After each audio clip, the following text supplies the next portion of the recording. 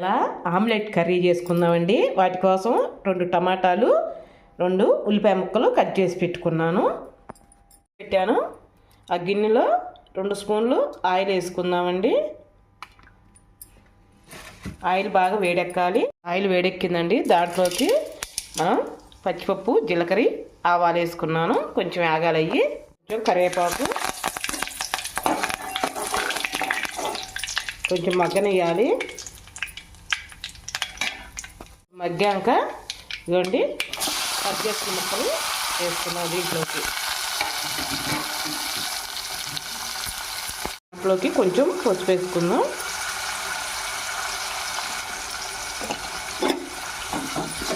ఒకసారి ఇలా తిప్పుకుందాం.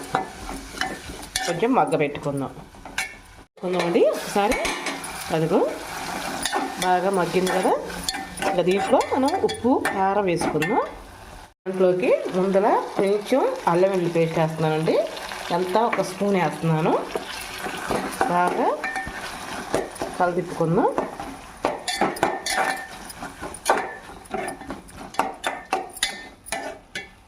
దాంట్లోకి ఉప్పు ఇదిగోండి.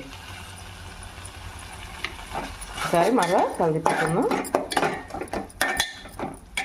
2 స్పూన్లు కారపొడి వేసుకుందామండి.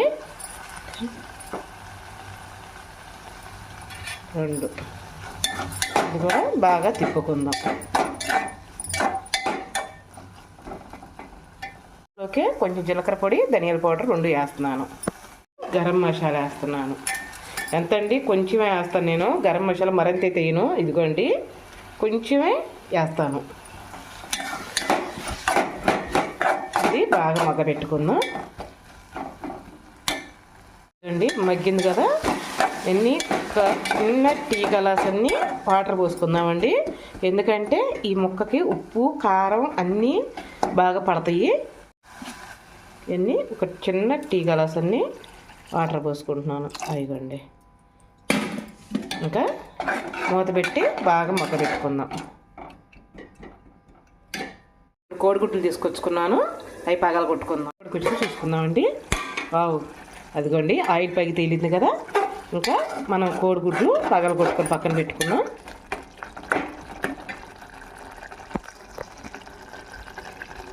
ఇదిగోండి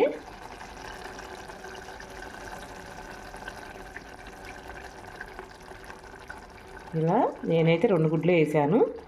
మరింత అయితే వేయలేదు. 2 కోడిగుడ్లు వేసుకున్నాను. అవి మూత పెట్టేసుకుందామండి. తిప్పవాకండి, ఎమ్మడి తిప్పకూడదు. మూత పెట్టేసుకుందాం అండి. అది తిప్పుకునేటప్పుడే చిన్నగా తిప్పుకోవాలి.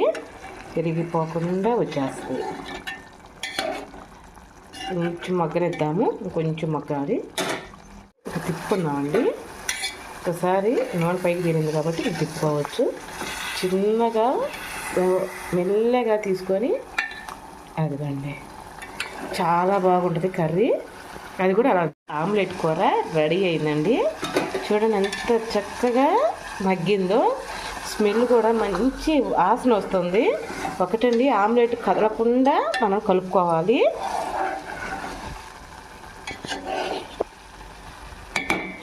రెడీ అయిందండి. మనం ఇంకొక గిన్నెలో తీసుకుందాం. స్టవ్ ఆపేటప్పుడు కొంచెం కొత్తిమీర చల్లుకుందామండి. మనకి స్టవ్ ఆపుకోవచ్చు. చూడండి ఎంత చక్కగా వచ్చిందో ఆమ్లెట్ కర్రీ. నిజంగా అండి 2 మనుషులకి సరిపోతుంది. కానీ నేను ఒక్కదాన్నే ఉన్నాను ఇంట్లో. ఇవాళ మా వారి పని ఉంటే రానన్నాడు. అందుకని ఇవాళ నేను ఒక్కదాన్ని చేసుకున్నాను ఆమ్లెట్ కర్రీ. ఓకేనండి, ఈ వీడియో నచ్చితే ఒక లైక్, ఒక కామెంట్ అండి. రేపు మంచి వీడియోతో మీ ముందరకు వచ్చేస్తాను. అంతవరకు బాయ్ అండి.